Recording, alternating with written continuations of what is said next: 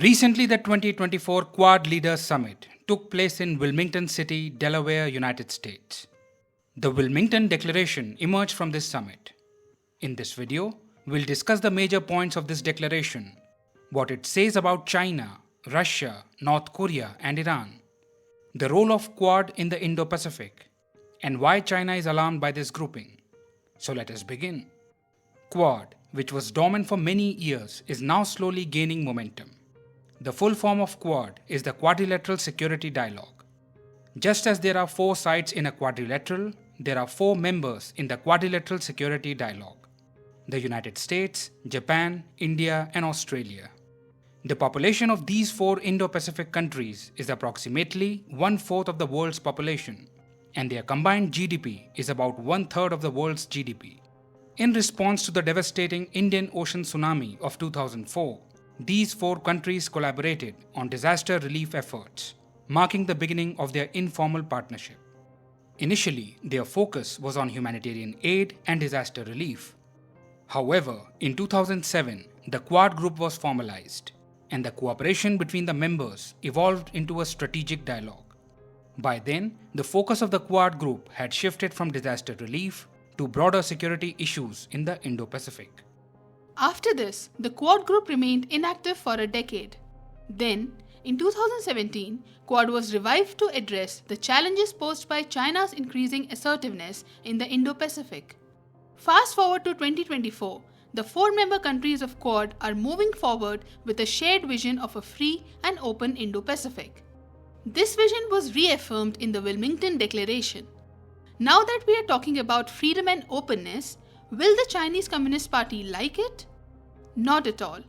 A party known for censorship and curbing freedoms will obviously not appreciate discussions about freedom and openness, as it does not align with its controlling governance style. Therefore, China sees the Quad grouping as an anti-China alliance. The Quad grouping includes 4 major democracies of the Indo-Pacific region that advocate for the rule of law, territorial integrity, and democratic governance, which contrasts with China's authoritarian system. This is the reason why China dislikes Quad. China's ambition to become the world's largest economic and military power gives rise to the rivalry between China and the United States. Naturally, the US wants to maintain its dominant position, and it does whatever is necessary to achieve this. One of these necessary steps is forming alliances with like-minded nations, for example, Quad and AUKUS in the Indo-Pacific region. The purpose of alliances like these is to challenge the growing assertiveness of China in the South China Sea and the broader Indo-Pacific region. In the Wilmington Declaration, without naming China, it is mentioned that Quad members oppose aggressive actions in the maritime domain. The members oppose unilateral actions that seek to forcefully change the status quo. Although China is not named, there is a veiled reference to it. Bullying countries in the Indo-Pacific, creating artificial islands and militarizing them, making baseless territorial claims, illegal fishing, and encroachments. The declaration indirectly addresses these types of aggressions by China. It emphasizes taking a stand against the illegal use of international waters and the exploitation of resources. Of course, this is alarming for China. The declaration emphasizes freedom of navigation and overflight in the Indo-Pacific. It mentions increasing the maritime domain awareness of countries in the region so they can detect foreign incursions and illegal activities in their exclusive economic zones and respond more effectively. Further, emphasis is placed on promoting a rules-based order and peacefully resolving disputes while following international law. In 2016, the Permanent Court of Arbitration declared that China's historical claims in the South China Sea based on Nine-Dash Line are illegal. This ruling has been described as a significant milestone in the Wilmington Declaration. The importance of regional institutions like ASEAN, Indian Ocean Rim Association, and the Pacific Islands Forum has been emphasized. Clearly, all these aspects counter the expansionist agenda of the Chinese Communist Party. Therefore, seeing the balance of power swinging against it, China considers Quad's Indo-Pacific strategy a security risk for the region. China accuses Quad members of wanting to build an Indo-Pacific NATO and starting a new Cold War. However, The Quad group does not offer any security guarantees to its members, and there is no provision for collective defense like NATO. But China pushes the narrative that adversaries are surrounding it and that China is in danger. By doing this, the Chinese Communist Party further consolidates its power within the country. In the coming times, we will see increasing cooperation among Quad member nations in response to the evolving security challenges in the region. Next year, Quad's first joint Coast Guard mission will take place, involving Coast Guards from the US, India, Japan, and the Australian Border Force. This mission is being called the Quad at Sea Ship Observer Mission. The growing naval cooperation among Quad members will promote maritime safety and security. The four countries will enhance their collective logistics strength, enabling a rapid and efficient response during any emergency situation in the region.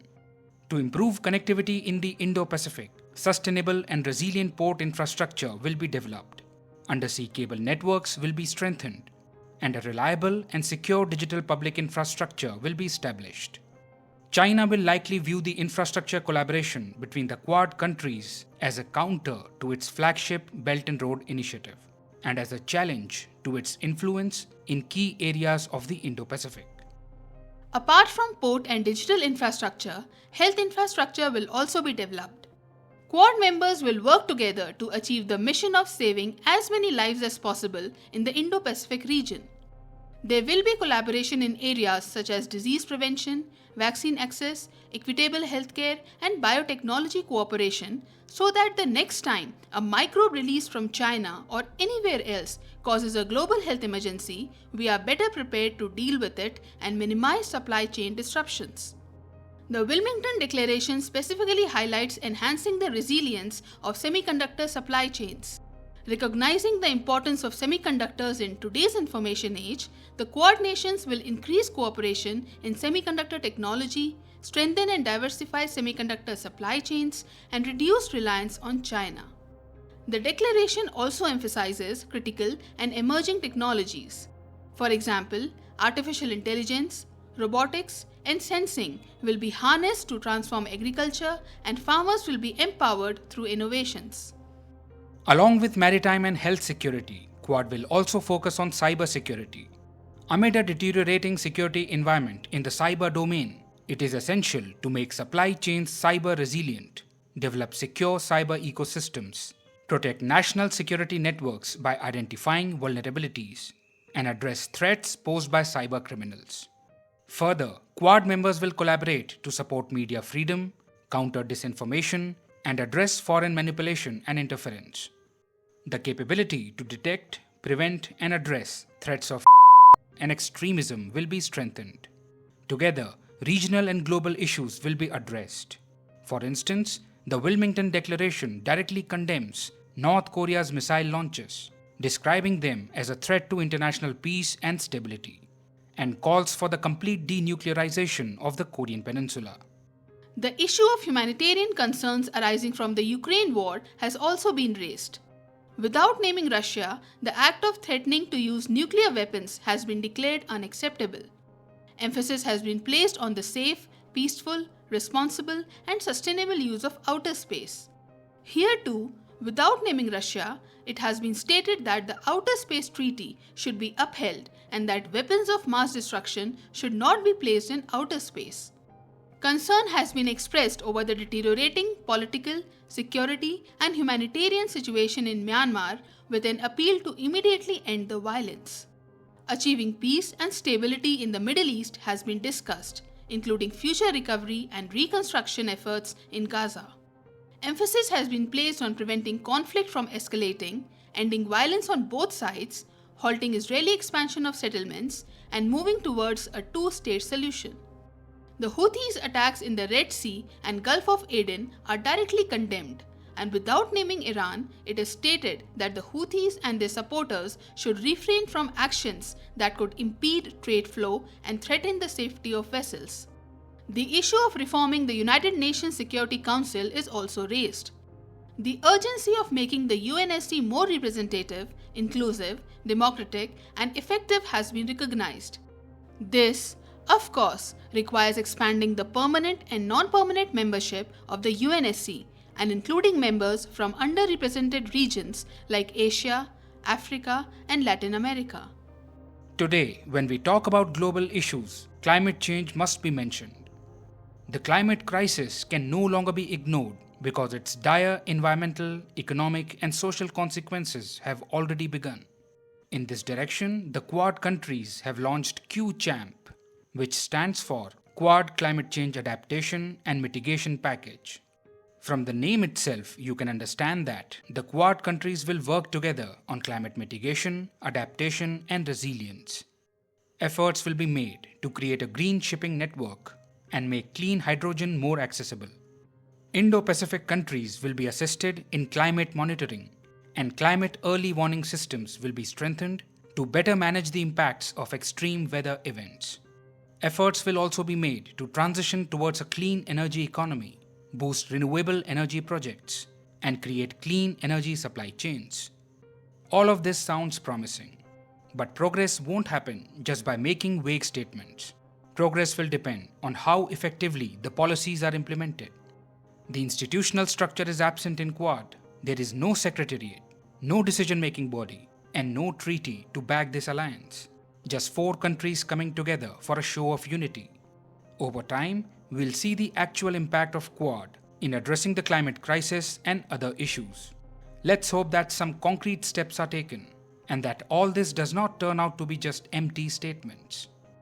Due to the suboptimal performance of many international institutions, minilaterals like Quad are now appearing more appealing and effective to countries. Compared to international institutions, minilaterals provide a more flexible platform where nations can voice their concerns and cooperate to address common challenges. For example, the Quad group has been re-energized to safeguard maritime commons in the Indo-Pacific. In the future, Quad may be institutionalized and even expanded to become Quad Plus, potentially including countries like New Zealand, South Korea, and Vietnam.